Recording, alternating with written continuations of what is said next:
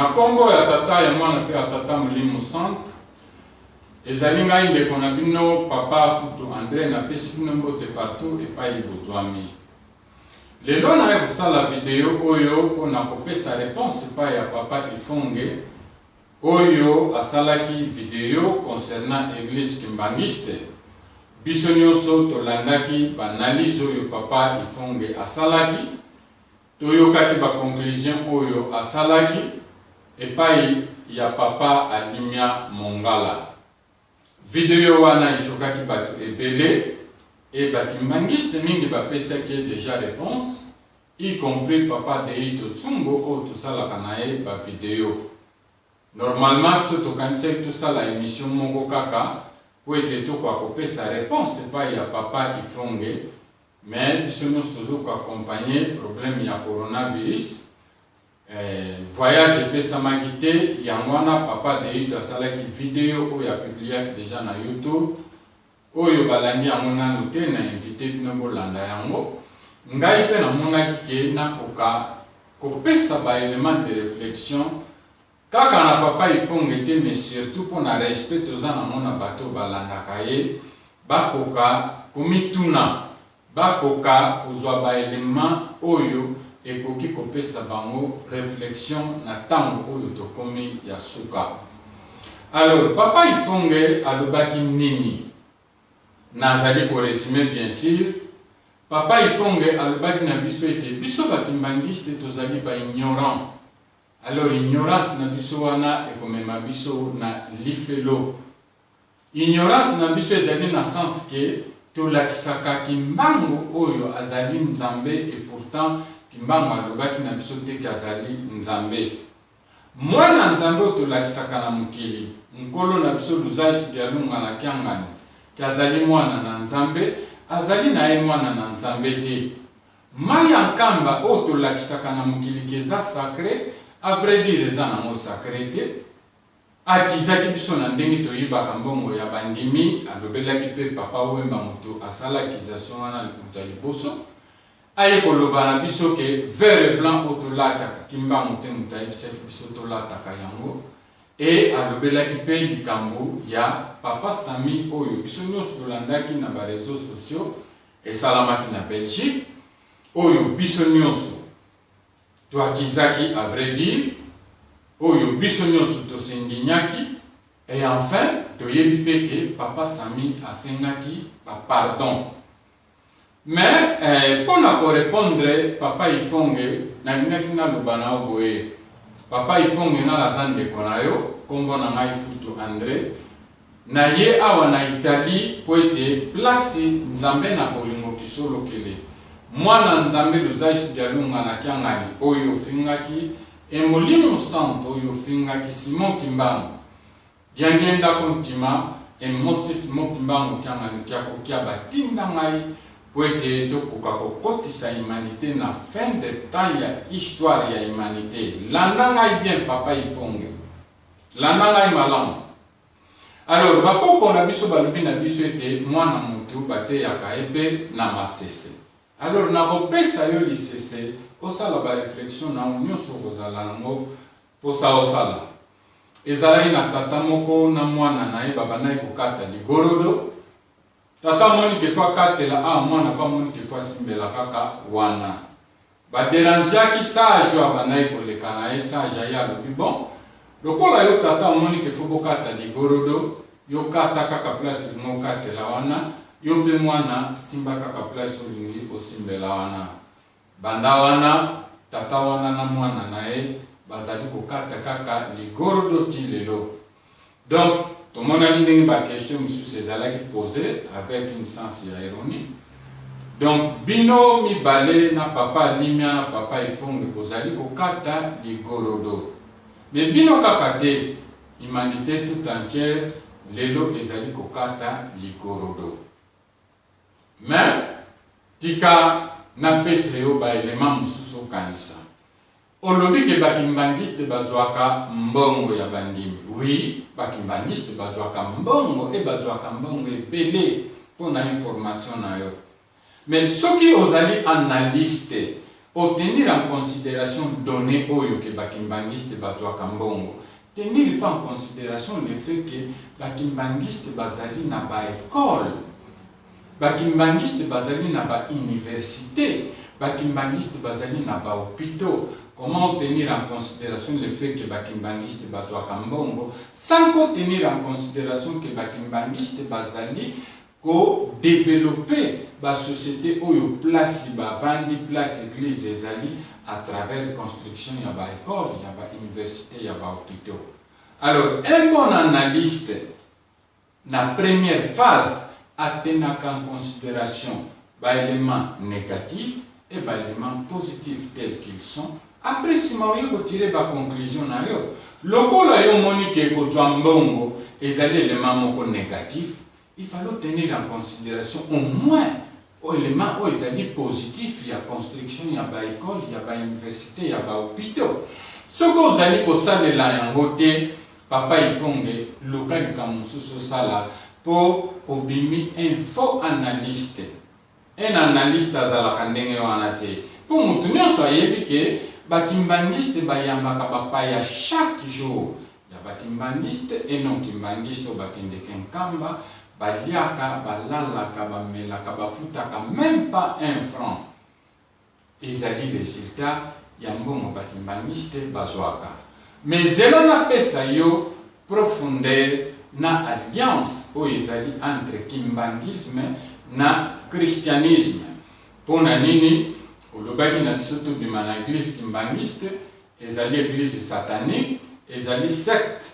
Alors la kiseki biso Christ à travers Hébreu chapitre 1, 1 à 2, le belaki biso que Christ ne photo landa, oyo azali héritier, il y a toute la création. Oui, Christ azali héritier, il y a toute la création. Mais ce que Christ azali héritier, héritage na yo papa il faut na Christ ezali nini. Bakimbangiste batu bakoye ko sayo, héritage ya yo chrétien. Oye sali que Christ azala héritier, yo ozwa héritage wane pa ya bakimbangisto la kisakamo na mukili, ndenge tozali ko la kisamo lelo na église catholique, na ba théologien catholique.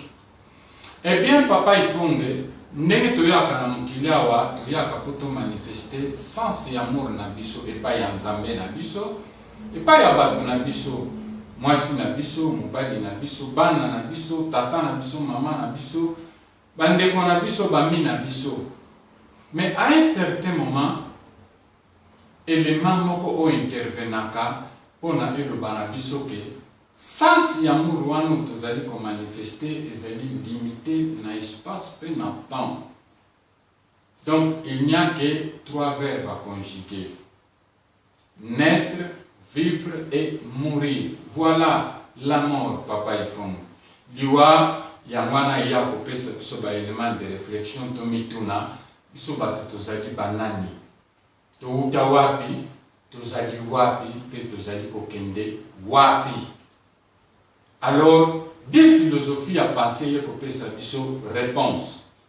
Ba évolutionniste balobi na biso ke biso tozali fruit ya explosion ya Big Bang ou esalama milliards et milliards des années passées, évolution ya ba cellule ezalaki complexe yango wana eye kosala ba homo sapiens nde aye kobimisa biso bato na ndenge tozali boye. Alors il n'y a que 3 verbes à conjuguer: naître, vivre et mourir. Au-delà de la mort, il n'y a absolument rien. Mais biso ba oyo tosambelaka toye koloba ke non ezali ndenge wana te. Biso tozali fruit ya création ya Nzambe oyo a créé biso na amour na ye, na image na ye. Alors création oyo Nzambe asaleli biso, alliance oyo Nzambe asala na mutu à partir ya création, ezali na 3 phases papa ifonge landa ngai malamu na makambo nazali kopesa yo na ba élément de réflexion oyo nazali kopesa yo oyo église kimbangiste bazali na héritier Christ, bazali pe na héritage ya Christ. 3 phases wana ezali nini? création. Code nango ezali na Genèse, chapitre 5, verset D. Eza pa bakimbaniste. Deuxième phase, ezali chute ya mutu, ya Adam na Ève. Tomona na Genèse 3, 14, 15. Et dernière phase, tozali phase ya restauration. Ezali na Apocalypse 22, 3. Place balobi na biso ke Nzambe tata akoya kovanda epai ya baserviteur na ye mutu nyonso tu akoya komona elongi na ye. Alors, phase ya restauration oyo ezali phase oyo Nzambe akoya kovanda penda epai ya bato mpona reprendre alliance wana ya origine oyo asalaki na mutu de façon ke mutu agote lisusu liwa te. Même phase, et pendant 2000 ans passés, à travers l'incarnation ya mwana ya Nzambe. Oyo, alobaki na biso ete molimo mosantu pe Jean 14, 25, 27, akoya kozwa nzoto, akoya kovanda epai ya bato.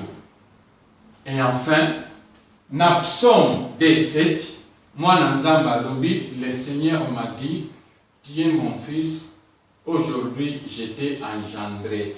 Ozali mwana nangai, lelo ngai mutu na botio.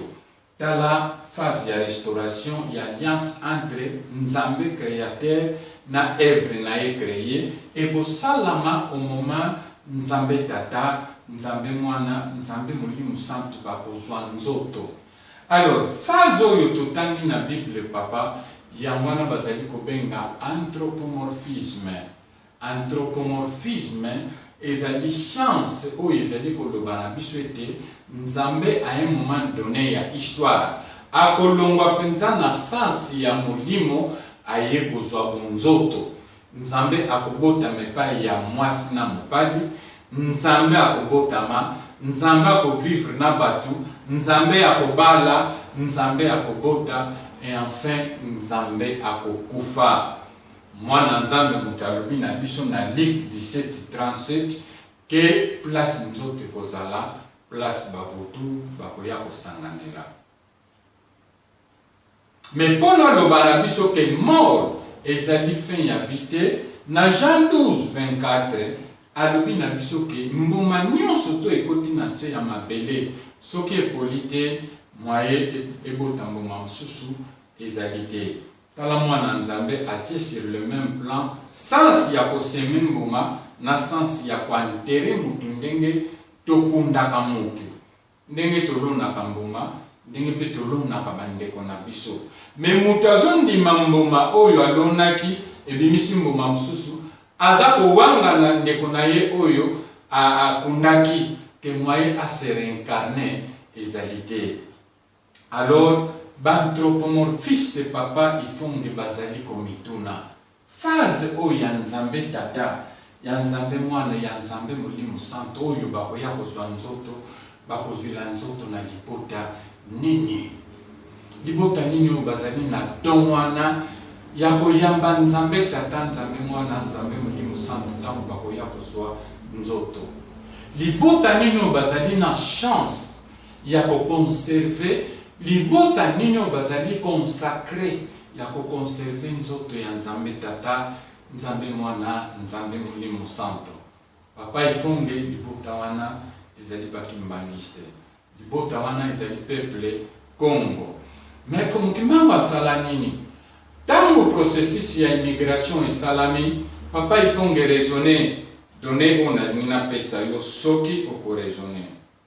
Tango phase ya immigration esalami mukimbango asali ke ba peuple nyonso babanayi ko déplacer atia ba code na ba langue na bango de façon que phase ya restauration yo peuple Congo o comprendre ce que ozali nani, ce qui peut oza capable ya ko comprendre. Par exemple na kopesa yo ezali boy na chute autolobili Genèse 3 14 15 Nzamba yebisi mwasi ke lokolo sali boye nyoka akoswa yo na lokolo mena suka yo kokonyata ye na mutu. Alors bakoko na biso na observer comportement ya banyama baye komona ke le seul nyama abomaka nyoka na facilité zali nyao. Alors baye ko résumer acte wana balobi Netanyahu. Premier ministre ya Israël soko yebite kombo na Netanyahu. Ezaki Congo. Nani apesa kombo wana? Le peuple Congo. Oyo balongwaka na Israël bazongi na terre promise. Élément mosusu ya réflexion na kopesa yo, ba Chinois batongi mboka bapesi yango Hong Congo. Hong Congo bazali kosala alliance, liaison entre place Bakenda Hong na place Bauta Congo. Ba Vietnamien pe balalité balobi ke biso pe tozali Viet Congo. Viet Cong. Vietnam place Bakenda, Congo et place Bauta. Na kopesa yo ba élément mingi te na sukisi na ba indien. Ba indien ba ko développer philosophie, ba ko développer religion na bango ba bengi hindouisme à travers ya moya ki Congo Hindu. Hindu elinko loba méditer. Hindula elinko loba méditer. Hindu nde elinko loba méditation. Mais tant que vous allez pour le baba élément oyoto, ba mindele baza ko comprendre bisoté. Ba TP bazali ko comprendre bisoté ba lobike, ba chrétien bazali ba crétin. Ba komango même na encyclopédie ya français ya 18e siècle. Que chrétien aza crétin po azali kondima mort ya mutu azali pe kondima résurrection na réincarnation ya mutu. Mais eloko nini oyo lelo siko to bandi kosolo la bien na bango. Papa il faut un livre o ezali ya plus de 900 pages. 400 pages ya livre o na lobeli connaissance cachée dans l'Ancien et dans le Nouveau Testament pour na kosala Troisième Testament, Ancien Testament au nom du Père, Nouveau Testament au nom du Fils, Troisième Testament au nom du Saint-Esprit. Père wana nzambe na bolingo kisolo kele, Fils wana mwana na nzambe luzai sudialunga na kiangani, Saint-Esprit, Simon Kimbango, diangenda kuntimba, Mosi Simon Kimbango kiangani, kia kukia. Pona kolakisa yo niveau nini tokomi,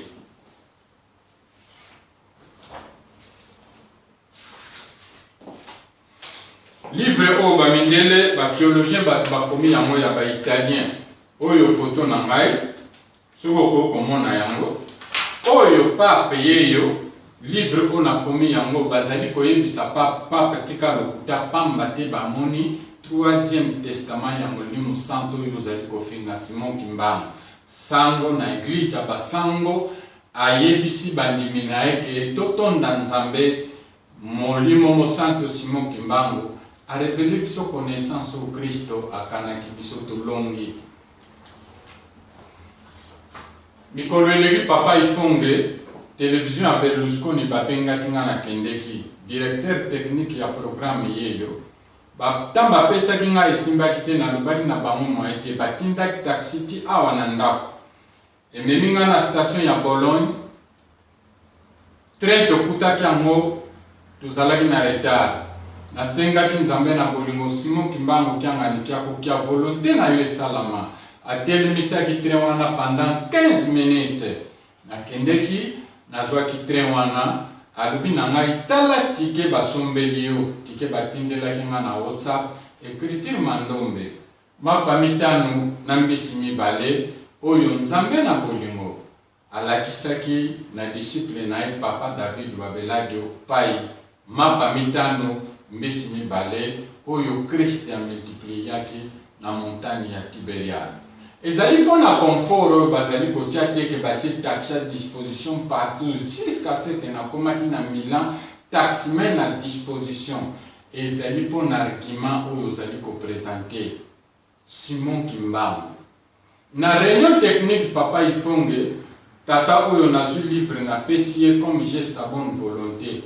Alors ko pesa ngai awate il faut livre oyo opesela ngai yango en direct. Azwaki yango en direct. Mais nalingi na pesa yo ba élément de réflexion Olanda.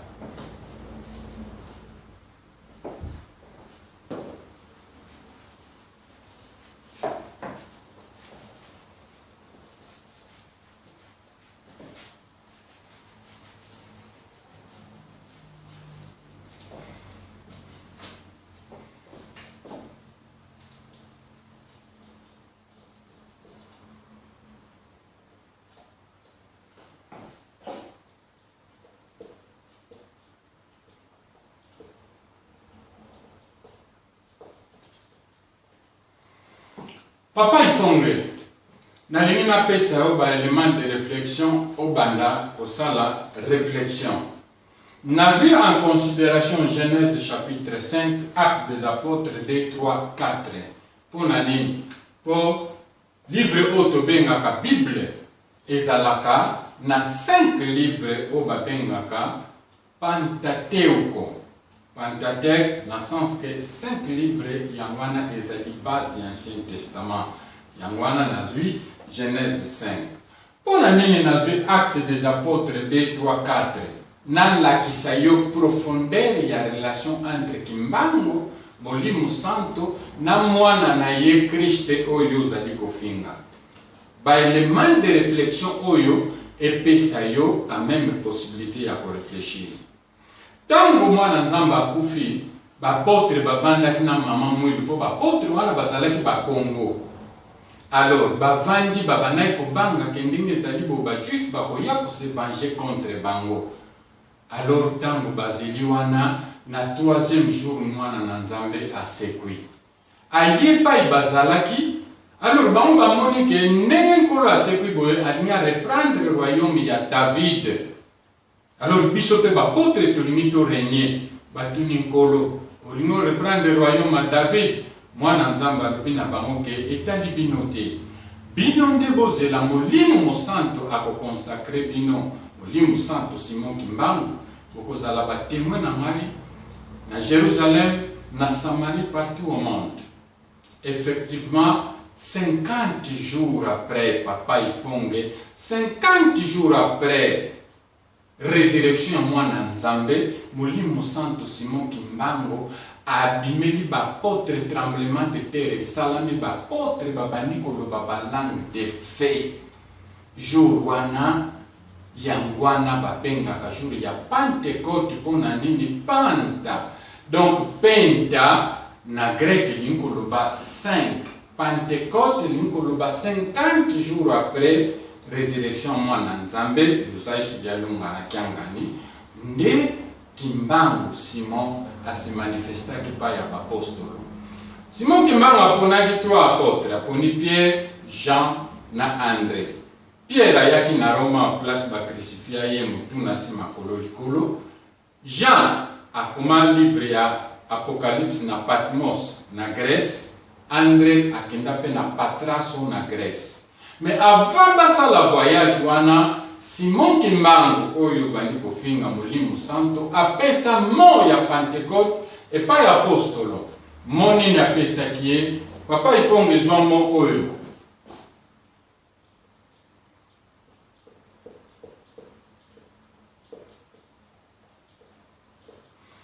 Tindama papa na ngai zwamo oyo zwa yango zala nango ezalaka boye zali boye ekozala boye.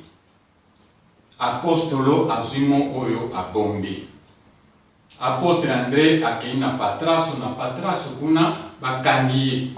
Balobi na eke yo lobi na biso ke nkolo na yo akufaki na croix bakundi ye 3 jours après asekwe alobi oui. Alobi yo pe tozali kokunda yo. Mais avant de kunda yo il faut to crucifier yo. Baye na croix oyo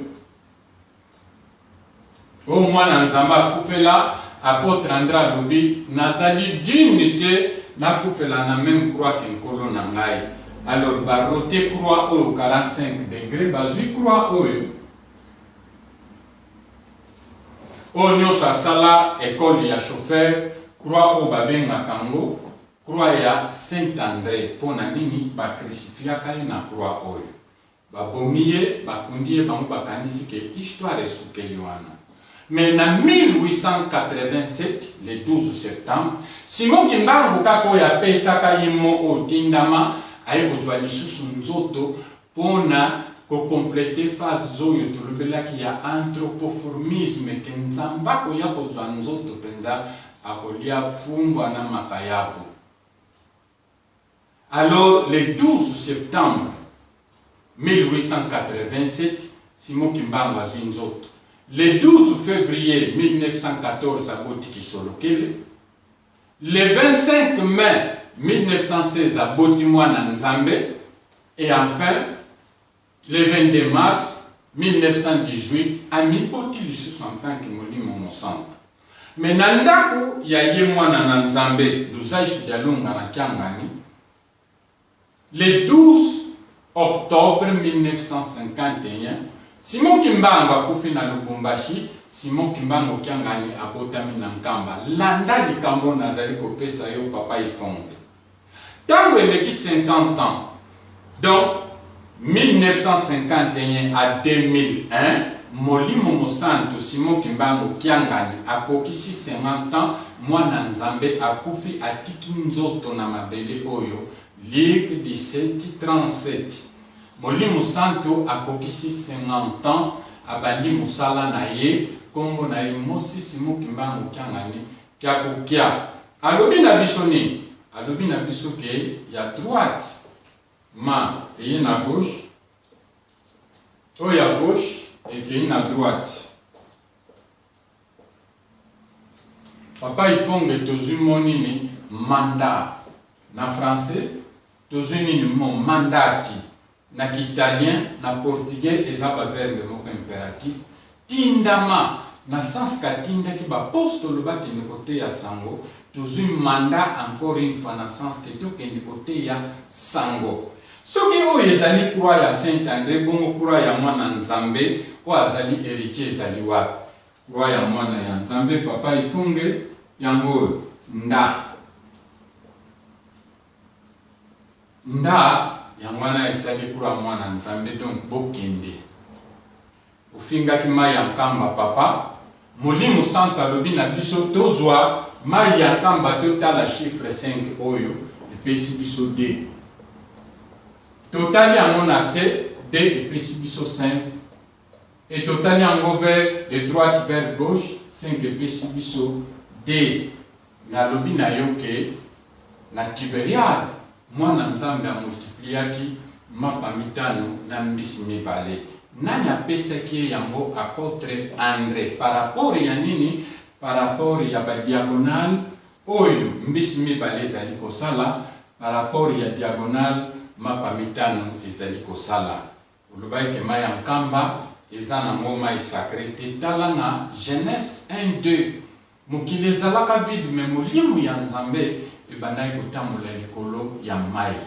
Tala molimo ya Nzambe oyo ekomi mutu.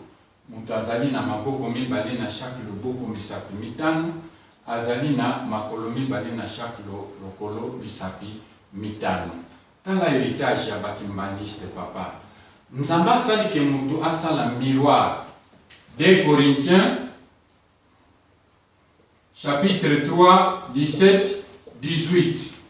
Mutu atali mai amoni ba faculté ya mai nde kosala miroir. Molimo santo kozala na miroir po na mapa mitano epesa biso mbisi mibale, mbisi mibale na kotala mo na mai ya Nkamba obe na miroir epesa biso mapa mitano. Ba nombre oyo ya esprit ya Nzambe asaleli mutu. Tala eloko ba théologien ba italien balobeli ke tango ya suka yango oyo. Kimbaniste zala fier na église na yo, zala na église na yo. 50 ans oyo molimo santo akokisaki 5 multiplié par 2 10, 10 multiplié par 5 50. O ba chiffre romain non? Eza ba chiffre romain te ezali ba chiffre ya ba kimbaniste. Héritage na biso ba kimbaniste ezali mapa mitano na mbisi mibale par rapport ya Christ. Christ mutazali héritier na biso Luzaisu Dialunga na Kiangani. Ba mona biso ezali ko se développer na croix ya Saint-André na ya Christ yango. Nzambe na bolingo kisolokele. Mwana Nzambe Luzaisu Dialunga na Kiangani. Molimo santo Simon Kimbangu Kiangenda kontima. Nzambe na bolingo mosi Simon Kimbangu Kiangani kiakukia. Mama Mwilo, Mama Moboti, tika ete bosanjola liloba oyo. Yo kimbangiste simba église na yo, akomba tata mwana et tata molimo santo. Amen. Ciao.